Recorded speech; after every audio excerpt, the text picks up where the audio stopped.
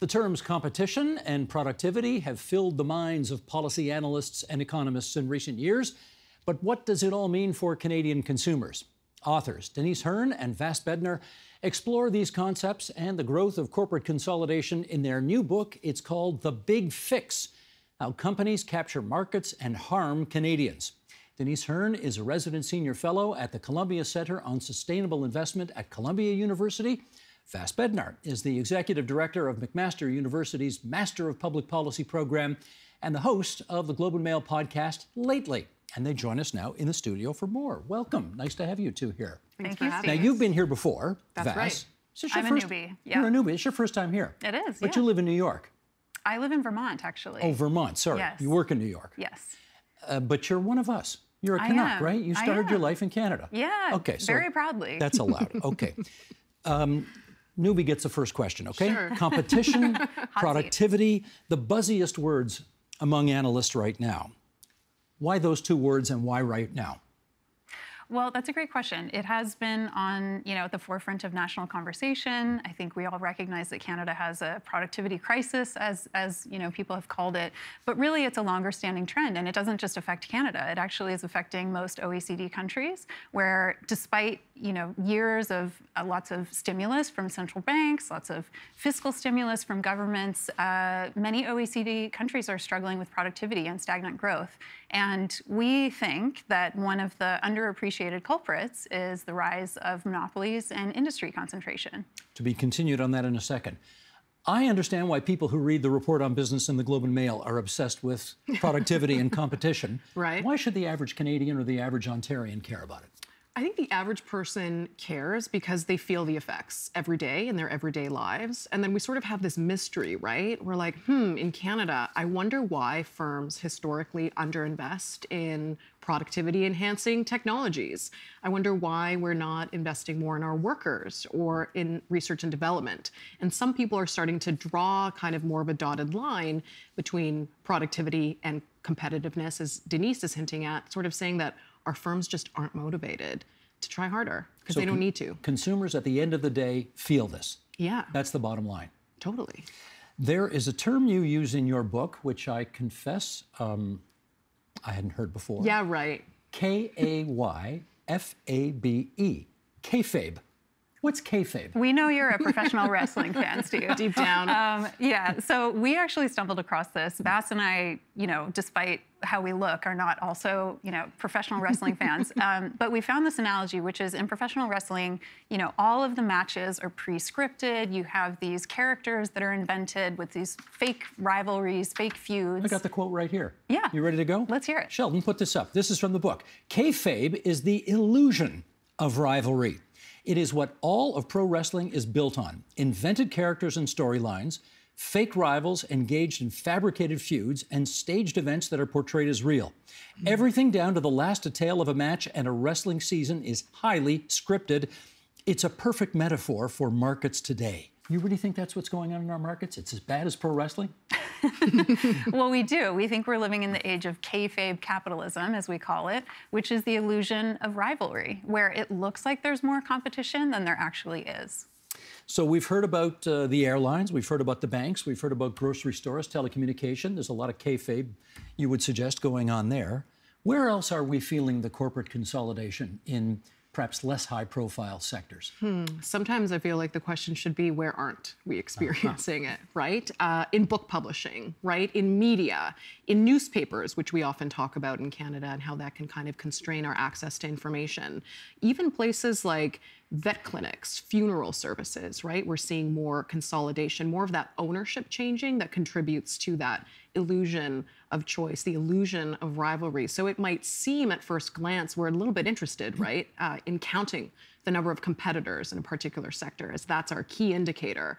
Is there enough competition? But what it obscures is, how is competition actually occurring, if it's occurring at all? And that's kind of the recalibration we want to offer. Let me just for fun push back a bit on that, because you Sure. say newspapers. We happen to be sitting right now in a great newspaper town, right? It might be the only newspaper town in North America that has 4 daily newspapers. And yet, I think they're all losing money, and they're all incredibly precarious. I mean, how much more competition do you want? These folks are already competing so much that probably, I mean, some of them aren't going to be alive in 5 years. Well, the terms of competition have certainly changed for newspapers over time, right? The conversation about newspapers is really one about changing advertising, which does, bring in the big tech giants. But when we look at the consolidation of ownership of newspapers, we see that most are owned by Postmedia, Torstar, or Quebecer. But you're right, there are innovations and people kind of experimenting and doing new things in newspapers, but that doesn't change what the trend has been over time. Do you think, Denise, that readers are really being harmed by this consolidation that's happening in media? And if so, how so? Oh, yes. I mean, absolutely. For one, you want a diverse media ecosystem and landscape so that you can have access to free information and free-flowing information. And I think we've seen that, recently in the US, also in Canada, where when you have this concentrated ownership, they really can direct the course of journalism in ways that are favorable to their own business interests, which may be, in competition with a thriving democracy.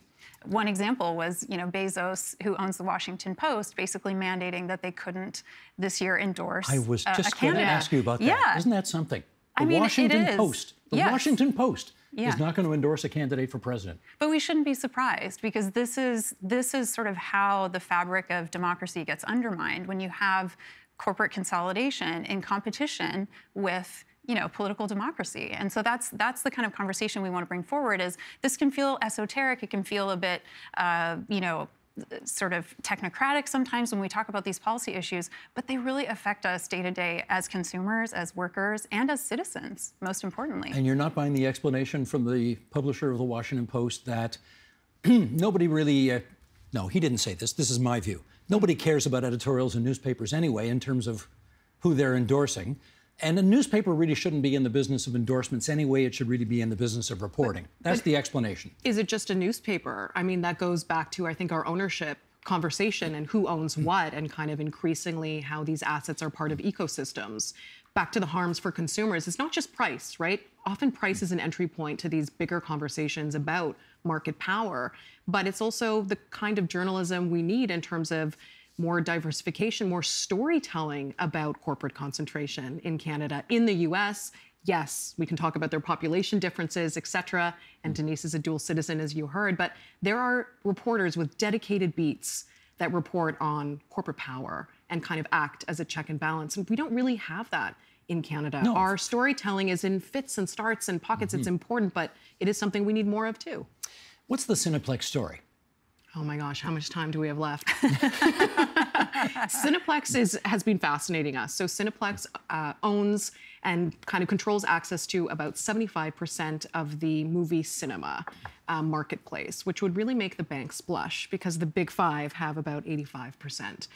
But it's also really a gatekeeping story because of their ability to kind of throttle access to film. I never really thought about how a movie gets to the movie theater. And I think I just sort of presumed or assumed that if you're an independent cinema down the street, you sort of just got to pick and choose from a library and sort of put up your hand and pay a fee and kind of get it there. And it's not how it works anymore, right? So as we were sort of diving into how Cineplex controls that access, you see these other elements, other ways Cineplex exerts some market power, like a recent case where the Competition Bureau won and said that actually Cineplex is charging people an extra $1.50 that they're kind of hiding in a kind of deceptive way when you go online. Now, is that $1.50 going to kind of make or break people over time or cause you to lose your house or something? No, but it's the principle, right, that they're able to kind of deceive us in a particular way, and we think it sends a really important message. I'm sure I missed lots on movies, Denise. We've been talking about movies for a while.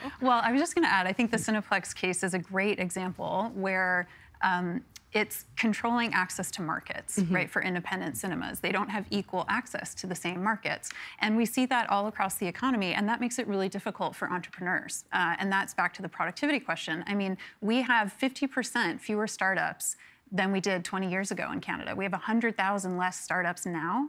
And there's many reasons for that, of course. We have an aging population, cost of living is higher, maybe it's harder to save to start a business. But again, when so much of the landscape is now dominated by these, old entrenched firms, it's much harder to start a business and then have equal access to the market. So even if you can access capital, which is what we normally think of, being the primary barrier for startups, can you actually scale? Can you grow? Can you access markets in ways that allow you to be competitive? And we think that's a major story as to why, we're having these productivity challenges. You're the dual citizen, so I'm going to put this question to you because it's a Canada-U.S. comparison. Let's do a compare and contrast here. In Canada, the median age of our top 15 largest publicly traded firms is 122 years old. In the U.S., it's 45 years old. Why does that matter? Well, because new firms add the most new jobs. So again, this gets to, lower job growth, lower productivity. And then you have these sort of old dinosaur firms that are not incentivized to innovate. Well, hang on. Old dinosaur firms. Apparently, okay, you pick this part up. I was like, big dinosaur pushes back. Yeah. Canadians apparently don't mind the institutional security or comfort that comes with being a century-old company. What's wrong with that? So, as to what's inherently wrong with that, I think for a long time in Canada, we've been sold sort of different stories about security, predictability, maybe some of the national champions arguments. We've also been told that geography is largely our destiny. Don't get too greedy, don't ask for much more. This is what the economy can handle.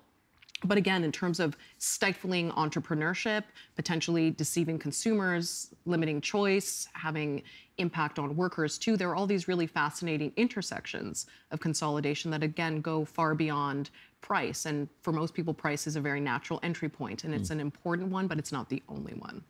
But presumably there is something to the fact that Canadians like to drink Molson's, even though it's not a Canadian beer anymore, because they watched Hockey Night in Canada and they kept hearing since 1786.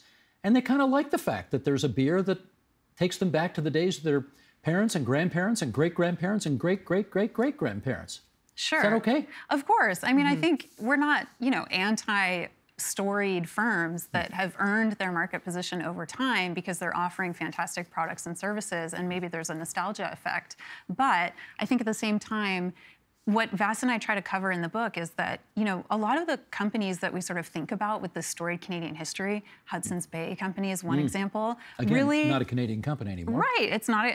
Basically we say these firms are not what they used to be because the terms of ownership have changed, and we use this example with Hudson's Bay where consumers think of it as a department store, but Baker says, actually, we're a holding company with billions of dollars of real estate. Exactly. So the way that they conceptualize themselves has fundamentally changed. And we think that that's important to note, not just for regulators, but also for us as consumers to really understand how markets are shifting and how that affects us.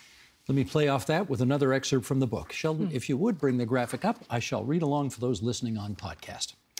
Here is from The Big Fix. Canadian companies are nowhere near the size and scale of Amazon, but some of our most beloved brands now see themselves less as industry leaders and more as collections of varied financial assets. Consumers think of companies as offering goods and services, but this is not necessarily how companies think of themselves, as they increasingly use convoluted accounting and tax practices that primarily seek to return capital to shareholders. In this way, companies no longer invest in production. They are investment companies. The term for this is financialization, and it is key to global capitalism today. Okay, let's dive down a little more on that. What's the issue with financialization? Yeah, so financialization happens both at the company level, as you were describing, where companies now, and this is part of how economies are shifting, but they're no longer rewarded for actually producing goods and services, but actually owning, intellectual property and creating moats and extracting rents. That's the economic term, where they moat a big swath of the ecosystem, and then they just collect the tolls for other people that have to access. So we think that is a problem. It also shocked me, Steve, when I was thinking about, okay, well, what is going on with Canada's, startup ecosystem, and what about companies going public? And in 2023, there were 135 companies that went public on the TSX, but it shocked me when I found out that 84% of those were exchange-traded funds, which are a financial product. So the majority now of our indices are not operating companies. They're actually just bundles of financial products. And again, this doesn't help our productivity. It doesn't really help us as consumers because we're not getting new innovations. We're not getting Canadian firms that, can operate globally and actually be productive in that way. So I think there's many kind of layers to the financialization story, but that all trickles down to the problems that we're discussing on the show. Let me do a follow-up. A very short question. Sure. Isn't that capitalism? Well, we think that the terms of capitalism have shifted. And that, yes, in some ways you can argue this is what capital markets incentivize, but we think that it's sort of gone in a different direction that is leading to many of the kind of ailments that we see in the economy today, and that's a big problem. Okay, Vass, over to you next. One of the examples of regulating massive everything companies, Meta, Google, etc., is the Online News Act C-18. And it raised the question of whether Canada as a country, this sounds crazy to ask, but was Canada as a country big enough to take on Meta? What do we conclude about that question? I think Canada is and was big enough to take on big tech in that way. I think for some people, the Online News Act read as what would be called a remedy from a competition case that we never actually had, right? So we see more competition, more antitrust cases in the US really going at how Google obtained its monopoly. Was that fair? Was it appropriate? How Facebook operates, et cetera. Sorry, Meta. I always have trouble calling it that. I think what surprised people, or maybe why for some that didn't really land, is because C-18 wasn't couched in that bigger conversation about competition, right? It's a piece of legislation that fundamentally aims to rebalance power in a marketplace. And in that way, you can think of it as being competition law. The competition law is not just the Competition Act in Canada, but it's sort of the anchor that we maybe project our hopes for how to best kind of regulate the economy. We're not always thinking about how to complement that. There was a time, though, in that showdown between the government of Canada and Meta, Facebook, call it what you want, where it looked like Facebook was going to win. It looked like Facebook was going to stare down a G7 country and come away with a victory. Is that weird? I mean, is that completely weird to you? I mean, I think what's weird is how willing they were, or the company is, to exert kind of its market power and sort of bully an entire country, right?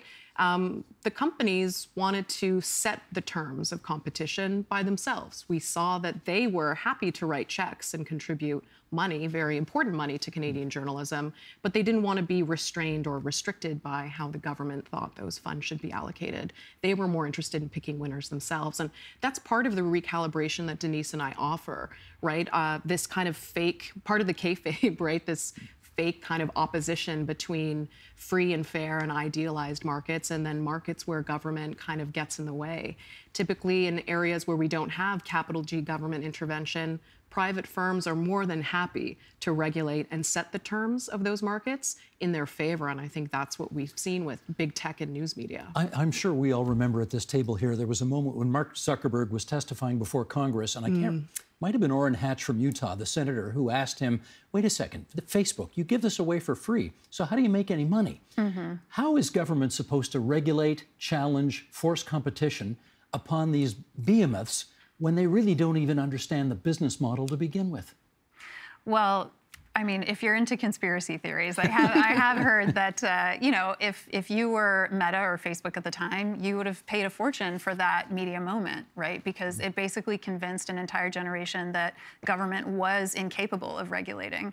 And, we've had 40 years of that neoliberalist approach of saying, the best thing government can do is take its hands off because they can't possibly understand these technologies.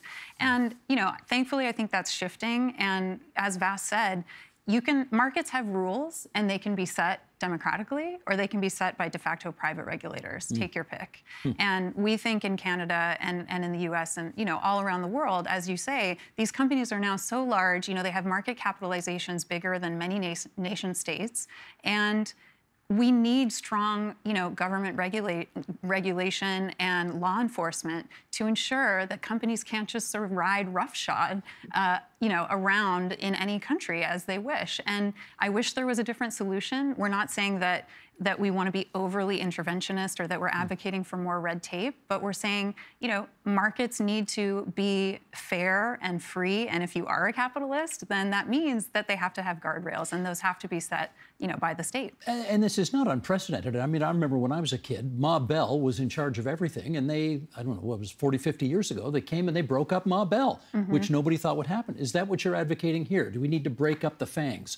Facebook, Apple, Netflix, et cetera, Google. It's not the big fix we're putting forward, but it is something we've considered and talk about with other competition leaders kind of around the world.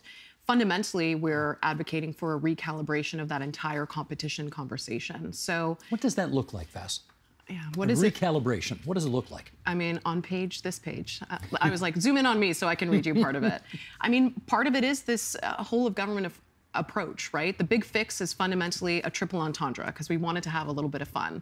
And the first thing it speaks to is just the problems that people feel, right? Whether you're in a Reddit thread, making a meme, wearing a cool t-shirt, people are really frustrated, and we think it's really important to pay attention to the direction of that public anger, even though it may not be the source of every single policy solution. The second is these kind of big fixes that always lurk around us, these silver bullets that aren't thus, right? We hear add one more foreign competitor, and that's going to kind of unleash the economy and supply management. These are important elements of the conversation, but they're not the big fixes we hope they are. What we'd like to see is more of a comprehensive, more fulsome, whole of government approach that calls on other ministries, not just the Competition Bureau, which is one little bureau nested in the Ministry of Innovation, Science and Economic Development, but really says that, in finance, in transportation, through the provinces and even municipalities, we need a better eye to both when we make a decision, what are the implications for competition, but also where are there opportunities for us to make markets work better. The only trouble with that, Denise, is that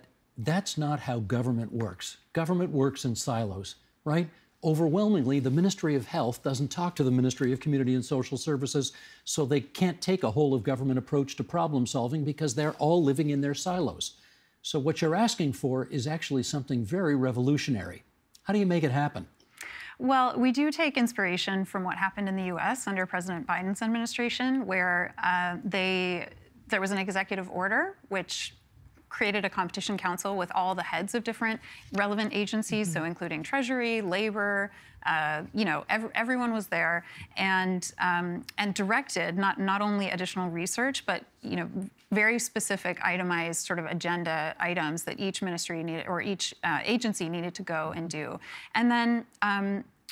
And then this council would meet on a regular basis to discuss and to sort of report back on their progress. So we think that something similar could happen in Canada. We don't think it's out of the realm of possibility, especially given that this is one area where there is cross-partisan support. The legislative changes to the Competition Act that went through over the last year and a half passed unanimously through Parliament. So we think, this is, and we speak to all the different parties, and we think that this is a great opportunity for Canada, whether you're conservative, liberal, or anywhere in between, to see this as an important issue affecting Canada's future. And that's why we think there's enough motivation for this to potentially break down those silos, hopefully. And not just motivation, but scaffolding, right? Increasingly over the course of our research, we were sort of very charmed to see that Canada has the foundation of a whole of government approach. The Competition Bureau has tons of MOUs with other orders of government. Memorandums of understanding. Memorandums of understanding. We're an acronym-free zone here, Okay, whoops. Yes, memorandums of understanding. Well, you mentioned the Online News Act. The Online Streaming Act, which also came from Heritage, can be viewed as a piece of legislation that sought to rebalance power in a particular sector. Is that not competition law? The Minister of Finance, Deputy Prime Minister Chrystia Freeland, has been working hard to reduce junk fees in banking. This is part of a suite of interventions that make markets work better protect consumers, and are just good for everyone. Sure. And I was just going to say that in Canada's history, we've only had a few instances of blocking mergers, and actually none of that has happened at the Competition Bureau. It's interesting, eh? Like I guess Paul Martin, when he was finance minister, stopping the big banks from joining. Yes. I mean, I read about that in here. Yes, and there was that's the biggie. Yes, and there was a recent, I think back in 2023, there was a construction company that a Chinese company bid for in a takeover bid, and it was stopped on national security grounds. So, you know, so I think, as Vass is saying, we have some precedent, but I think, and I will add, you know, I think that we are in favor of breakups, perhaps not of Canadian firms, because again, they don't have the size and scale, but certainly in the US, we do think that those structural separations are really important, because you can see in history when you did break up, you know, Bell Labs, when Standard Oil was broken up and so forth, it really breaks open markets and allows for, again, startups to enter. And, you know, and even Microsoft in 2000, when it was under a lot of antitrust scrutiny, some people believe that because they had that sort of policeman at the elbow, as Columbia professor Tim Wu says, that allowed enough space for a little startup called Google to get a foothold. So, you know, those are the types of solutions that we're advocating for. Let me, I want to beg the control room for one more minute here, because there are a lot of workers/employees who, when they hear the words competitiveness and productivity, they basically infer that to mean, you want me to work harder for just the same amount of money. Right. Is that what we're talking about here? No, it's not what we're talking about. We're talking about freedom for workers, worker mobility, the ability to be free of non-competes, unnecessary constraints typically used to intimidate people. You know, we saw here in Canada, not just the collusive power of the grocers potentially, you know, maybe calling each other around the same time to conclude hero pay in the pandemic. Quite a coincidence. I know, right? It just happens.